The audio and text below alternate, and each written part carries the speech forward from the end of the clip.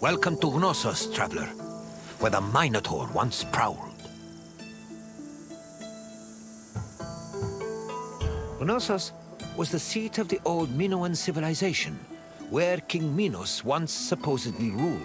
These ruins have been the backdrop for many important events in both history and mythology. Look for me when your visit is over, and we'll discuss what you've seen.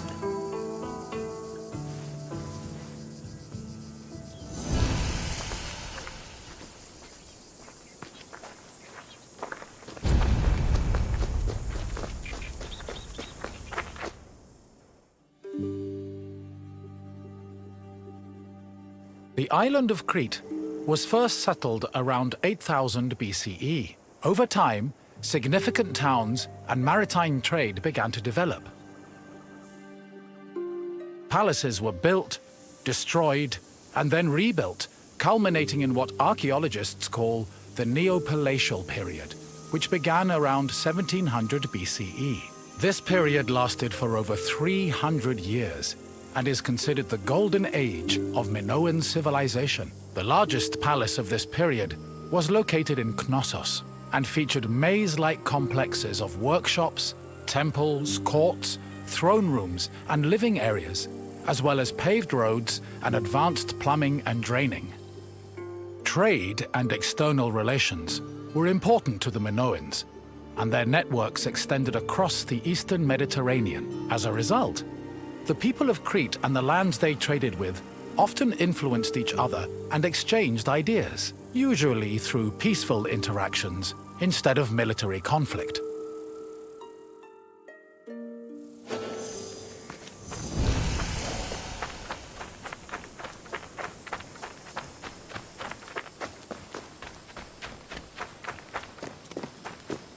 The settlement of Knossos was established as early as the 7th millennium BCE. Today, one of the site's most notable landmarks is the palace ruins, located on the Kafala hill.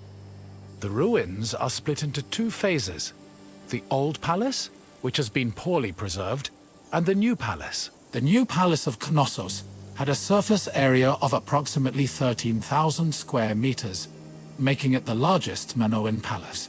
Its focal point was a central court, which was probably used for ceremonial activities. The Minoan palace centers collapsed when Crete was overrun and conquered by a Mycenaean invasion from mainland Greece. However, the date of the final destruction of Knossos' palace is still unknown.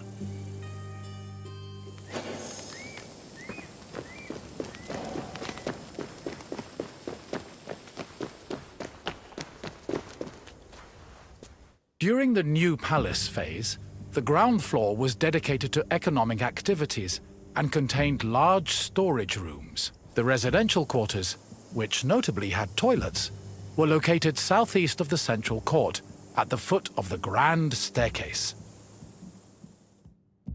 The palace was lavishly decorated with wall paintings depicting things like bull-related sports and richly dressed women.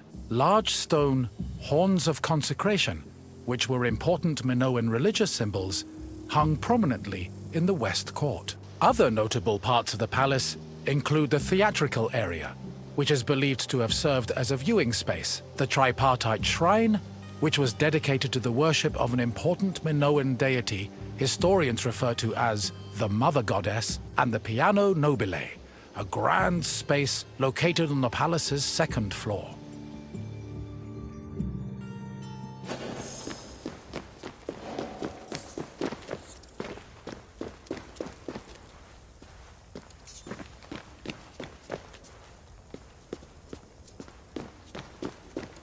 During his trips to Crete, archaeologist Arthur John Evans discovered several ancient tablets. They eventually led him to define the forms of Minoan writing known as Linear A and Linear B. The Minoans used these forms of writing for recording many things, including business transactions. For example, one clay tablet discovered at the Palace of Knossos was inscribed in Linear B script. The tablet detailed the transfer of coriander, often used in the perfume industry, between a man named Kyprios and another person named Twinon. The deciphering of tablets such as these has given historians great insight into many aspects of Minoan culture and society.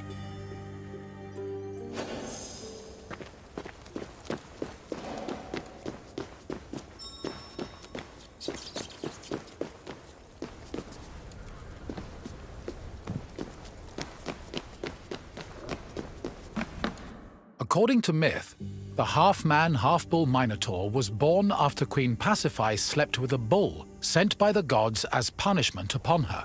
This embarrassed King Minos, but he could not bring himself to kill the Minotaur.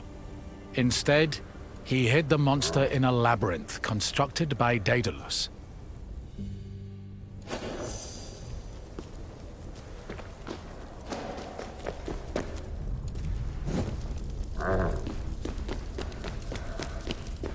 Daedalus was an important figure in Greek mythology, an ingenious inventor.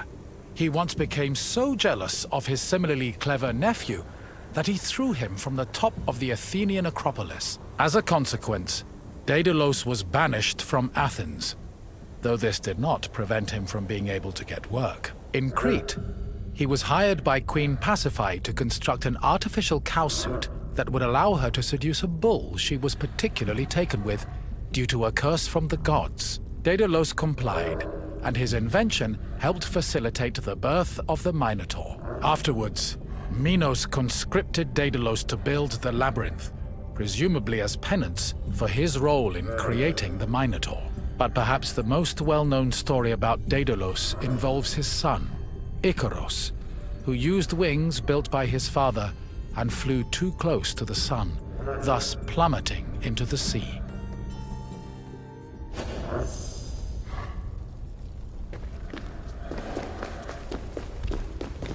Sometime after the birth of the Minotaur, King Minos' son Androgeos was killed in Athens by the same bull that impregnated his mother. An infuriated Minos demanded that Athens send 7 of their noblest men and 7 of their most virtuous women to Knossos every year.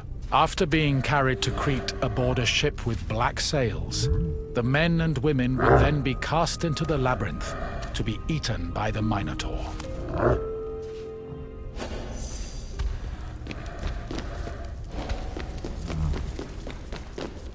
One of the Athenian youths chosen to be imprisoned in the labyrinth, Theseus, had enough of the morbid ritual. Before leaving Athens, he proclaimed he would kill the Minotaur, then return to his city on a ship flying white sails. Before entering the labyrinth, Theseus met King Minos' daughter, Ariadne, who fell madly in love with him. Ariadne provided Theseus with a thread he could unravel to help him find his way back out of the maze. Armed with this thread, Theseus entered the labyrinth, killed the Minotaur, escaped the maze, and set sail for Athens with Ariadne by his side.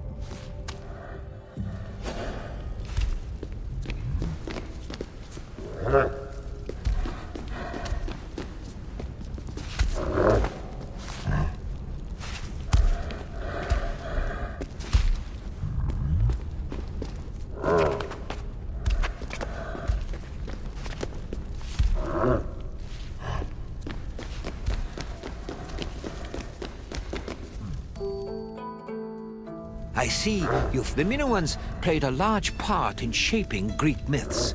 But also, now, what else would you like?